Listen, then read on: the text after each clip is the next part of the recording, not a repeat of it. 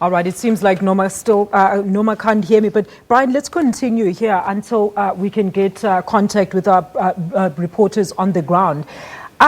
We were just talking now about this. You say that the solution basically needs to come from the Zimbabwean people. And this is the question I want to ask you. A lot of people are saying, but bodies like your SADC and your AU, they're not going to really aid much in the current political impasse when it comes to Zimbabwe. The solution has to come from the Zimbabwean people. But how do the Zimbabwean people provide that platform for that solution, an amicable solution for everybody who is in Zimbabwe? I think that we are used to hyperbole because the moment perhaps demands definitive sentiments either way.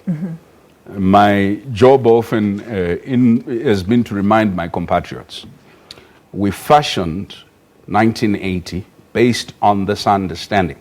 We fought viciously against each other, the whites and the blacks, and we had one common dictate. We needed to rebuild our country, and to rebuild it, Mugabe said, let's do it in common amity, without denying that historically we had built this enmity towards each other, without denying the differences we have had. We needed to found a new base that was more inclusive and just. 1988, 87, 88 Unity Accord between ZAPU and ZANU was a realization that for 4 years, the country had gone through a near genocidal experience in which 20,000 people, 20 to 30,000 people were killed in Matabeleland. But the two men who were seen as the prime leaders were able to come together and in doing so try to fashion an inclusive platform. Zimbabwe has an opportunity now, if it looks beyond the person of Mugabe, to ask the question, how do we make governance more inclusive?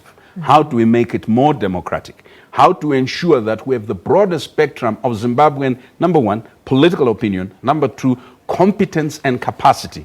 That it is harnessed to rebuild the country, it is harnessed to social cohesion cannot be substituted by military might.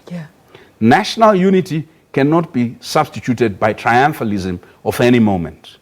And this is perhaps something that has gone wrong with our politics. This search for an absolute winner and an absolute loser. This search for one has lost, they must be totally embarrassed. Another has won, they totally walk away. This winner-take-all mentality. We had it in our electoral system, but it's an inbuilt psyche in what we do. There are many ills that ZANU-PF and Mugabe have committed against the Zimbabwean people.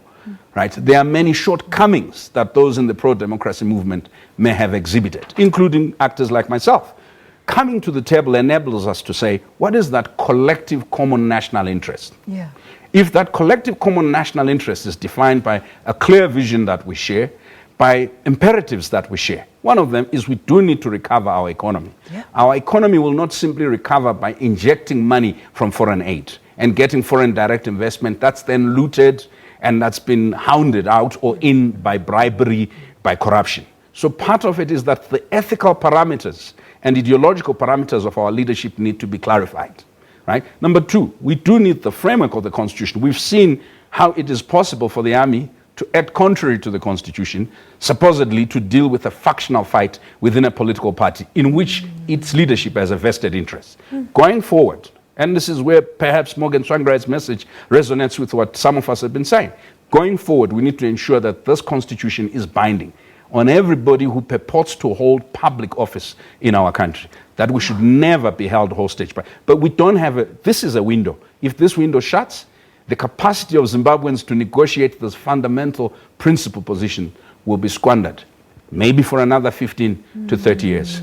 That's very worrying indeed. Brian, stay right here in studio. We're going to look at other news in the interim, and then I'll come back to Brian and, of course, get some of the latest developments on the ground. Right now, unconfirmed reports suggest that the war veteran